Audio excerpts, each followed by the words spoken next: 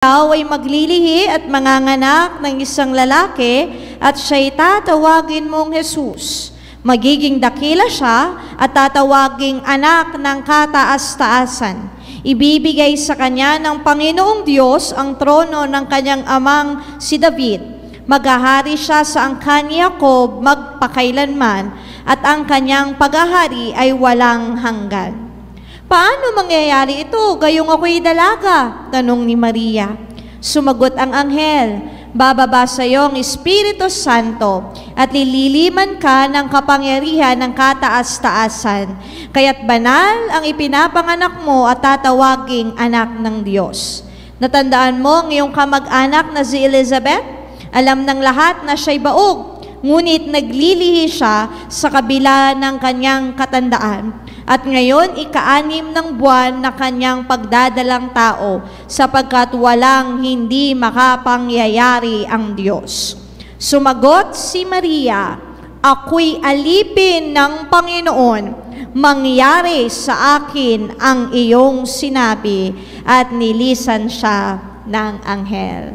Sa wikang Ingles, in the 6th month of Elizabeth's pregnancy, God sent the angel Gabriel to a town in Galilee named Nazareth. He had a message for a girl promised in marriage to a man named Joseph, who was a descendant of King David. The girl's name was Mary.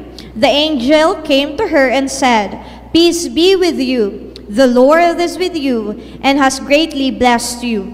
Mary was deeply troubled by the angel's message, and she wondered what his words meant. The angel said to her, "Don't be afraid, Mary. God has been gracious to you. You will become pregnant and give birth to a son, and you will name him Jesus.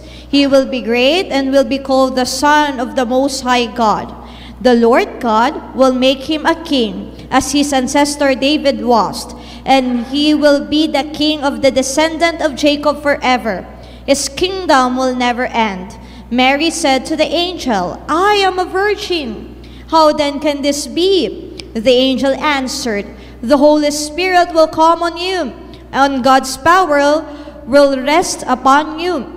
For this reason, the Holy Child will be called the Son of God. Remember your relative Elizabeth? It is said that she cannot have children, but she herself is now 6th month pregnant, even though she is very old. For there is nothing that God cannot do." "I am the Lord's servant," said Mary.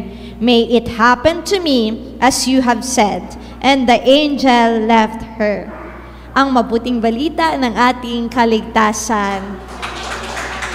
Umupo na po tayo at makinig ng salita ng Diyos. Pinagpalang gabi po sa inyong lahat at sa mga nakikinig sa himpilang pinagpalang gabi din po sa mga nanonood sa YouTube at pinagpalang gabi po sa ating punong lingkod, si Brother Mike Velarde at sa kanyang buong pamilya. Ang bilis po ng araw, mga kapatid, parang kailan lang tayo po'y nag-celebrate ng New Year, tapos ngayon, buwan na ng October. At alam nyo, mga kapatid kay Kristo, pag buwan ng October, ang taga-Bacolod ay nagdiriwang ng Maskara Festival. Kaya kung may mga taga-Bacolod man, may mga Ilongga man na nakikinig sa atin, happy Maskara. Ang iba naman, pag buwan ng October, mga kapatid, nagdiriwang sila ng tinatawag na Oktoberfest. May mga banda, may mga siyahan, may mga piyesta ngayong October. At ang tawag po nila dyan, Oktoberfest. Pero sa ating po mga Katoliko, pag buwan ng Oktubre, ano pong pinagdiriwang natin? Buwan ng banal na Santo Rosario, or month of the Holy Rosary. Kaya naman mga kapatid, ini-encourage tayo ng simbahan na tayo po ay manalangin ng Santo Rosario. Hindi lang po sa buwan ng Oktubre, kundi araw-araw naway tayo'y manalangin ng banal na Santo Rosario. At dahil ngayon po ay buwan ng Santo Rosario, at nung Lunes, mga kapatid, October 7, we celebrate the feast of Our Lady of Victory, at ang tawag na ngayon, the Lady of the Most Holy Rosary. No, ang kapiyastahan niya po, October 7. Kaya ang pagninilayan po natin ngayon, mga kapatid, ay patungkol sa banal na Santo Rosario. Sabihin mo sa iyong kapatid, nagro-rosaryo ka ba? Alam nyo, malungkot na katotohanan, maraming Katoliko ngayon ang hindi na po nagdarasal ng rosaryo. At alam nyo, minsan ang dahilan, kasi ang boring eh. Ang haba-haba ng prayer ng rosary. Paulit-ulit na lang yung prayer. Kasi pagdarasal ng Santo Rosario, parang sa mga matatanda lang naman yan. Hindi na swak yung mga bata dyan. Kaya ang iba, hindi na nagdarasal ng Santo Rosario kasi kinukuha daw ang kanilang oras sa pagdarasal. Pero alam niyo mga kapatid, sa totoo lang, kung alam po natin ang kagandahan ng pagdarasal ng Santo Rosario, kung alam po natin ang kahalagahan, ang kapangyarihan ng pagdarasal ng Santo Rosario, mamahalin po natin ang magdasal ng Santo Rosario. Ako po, share ko lang, mga kapatid, ako po hindi naman po sa pagmamalaki, pero batang simbahan po talaga ako. Kasi simula bata pa po ako po ay uma-attend na po sa Flores de Mayo sa aming parokya. So sa aming pong Flores de Mayo, tinuturuan po kami magdasal ng rosary. Kaya bata pa lang po ako, marunong na po akong magdasal ng rosary. At nag-aalay po kami ng bulaklak sa mahal na Birheng Maria. Pero, hindi po tinuro sa akin, nung ako'y bata pa, hindi po tinuro sa akin kung bakit nga ba kailangan kong magdasal ng rosaryo. At dahil hindi po tinuro sa akin ang pagdarasal ng rosaryo, ano pong nangyari? Hindi ako nagdarasal lagi ng rosaryo. Kasi katulad ng explanation nyo, katulad ng dahilan nyo, ang boring. Tulad ng dahilan nyo, it takes time. Minsan kakain siya ng oras ng 30 minutes sa pagdarasal ng Santo Rosario. Maliban na lang sa mga mabibilis magdasal. Yung tipo pag nagdasal, Panginoon Maria na po yung hindi pa nga tapos yung magsalita yung sumasagot na agad. Kaya minsan nagiging 15 minutes, yung 13 minutes eh. Kasi parang kinakain yung mga words. So hindi ako nagdadasal kasi hindi ko po alam yung kahalagahan. Hanggang sa ako po'y naging katikista. Pag sinabi pong katikista, nagtuturo po ako sa mga maliliit na bata sa aming pong parokya. Tinuturoan din po namin sila kung paano po magdasal ng Santo Rosario, pero dahil hindi ko din po alam ang kahalagahan ng Santo Rosario, hindi ko rin naturo sa mga bata ang pagdarasal ng Santo Rosario. Para sa akin, boring. Para sa akin, pangmatanda lang yan. Kaya pag merong padasal sa patay sa kapitbahay, tapos ang nagdarasal lagi, yung mga matatanda, nagdarasal ng, Aba, Ginoong Maria. Umaalis kami, naglalaro kami, hindi namin binibigyan ng halaga ang pagdarasal ng Santo Rosario kasi nga, hindi po namin alam yung kahalagahan. Hanggang sa lumaki na po ako, sa totoo lang, nung ako po'y nag-high school, ang aking pong tita ay devoted kay Mama Mary. At nakatira po ako sa kanila sa Makati. At sila po, every night, nagdarasal sila ng Santo Rosario. Kaya napapasama ako sa pagdarasal. Pero minsan, may pagkakataon na natutulog ako. Tapos gigisingin nila ako, Uy, magpe-pray na ng rosary. Tapos nagtutulog-tulugan ako. Kunwari, hindi ko sila narinig. Kasi ayoko talaga mag-pray ng rosary. Parang feeling ko, nasasayang yung oras ko pag nagdarasal ako ng Santo Rosario. Pero alam nyo, mga kapatid, talagang iba ang Diyos kung kumilos. Nung pandemic po, meron pong youth gathering ang Batangas via Zoom. At ako po ay nakatoka na mag-preach, na magbahagi patungkol sa banal na Santo Rosario. Pinag-aralan ko yun kasi ito ko yun eh. Ito yung ibabahagi ko. Dapat may alam ako.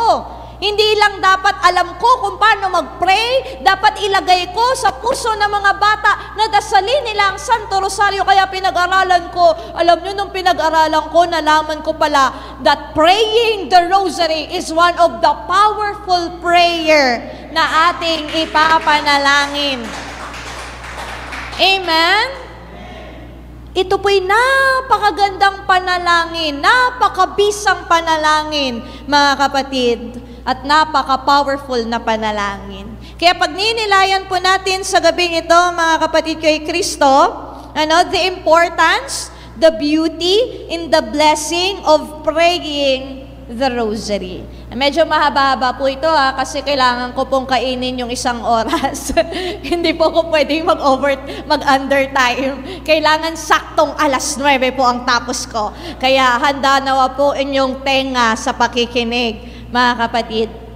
Actually, meron pong 15 blessing ang mahal na Inang Birheng Maria pag tayo po yung nananalangin ng Santo Rosario. Pero hindi po yun yung itatopic ko kasi 15 yun eh.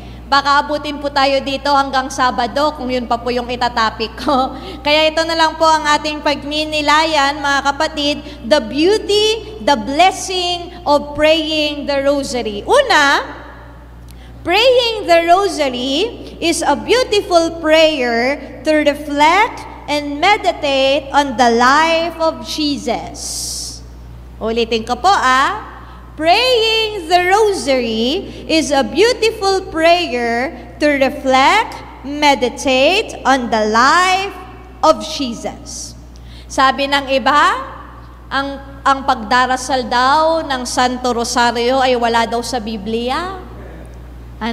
Sabi naman ng iba, ang pagdarasal daw ng Santo Rosario ay nakafocus lang sa mahal na Inang Birheng Maria. Pero sa totoo lang, mali ang sabi-sabi nila. Kasi ang pagdarasal po ng Santo Rosario, una sa lahat, ay nasa Bible. Our Father, nasa Bible, tama? Ang Ama namin, turo ng Panginoong Hesus sa kanyang mga alagad. Ang Hail Mary po ba nasa Bible?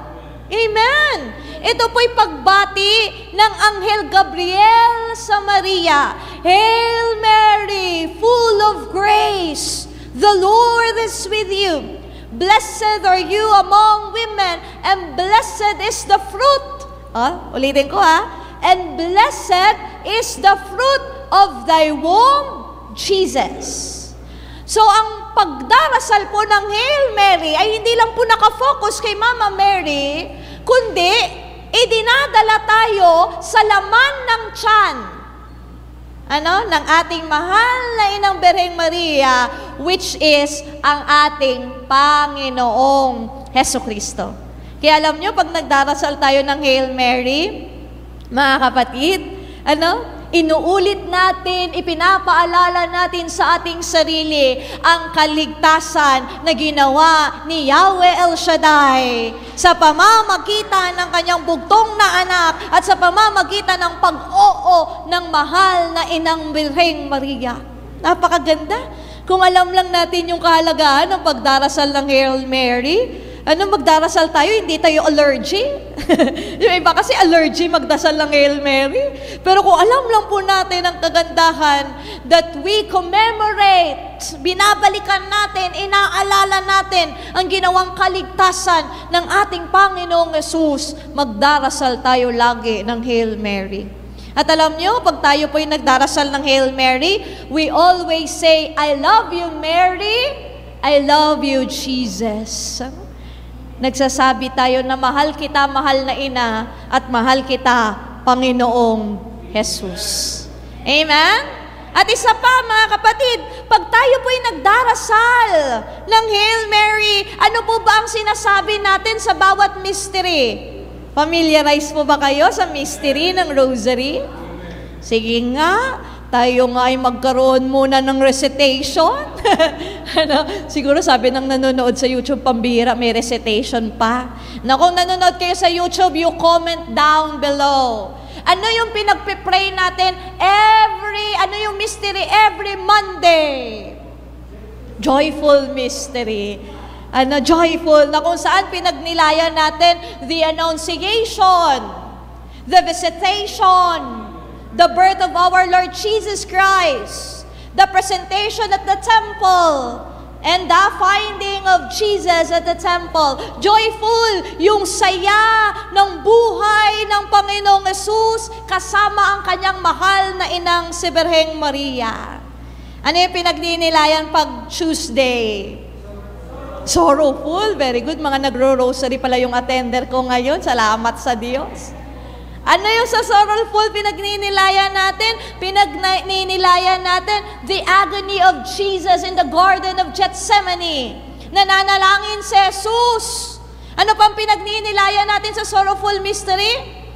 The scourging at the pillar. Ano pa yung pangatlo? The crowning of thorns. Ano pa yung pang-apat sa sorrowful mystery? The carrying of the cross, at yung panglima, the death of our Lord Jesus Christ at the cross.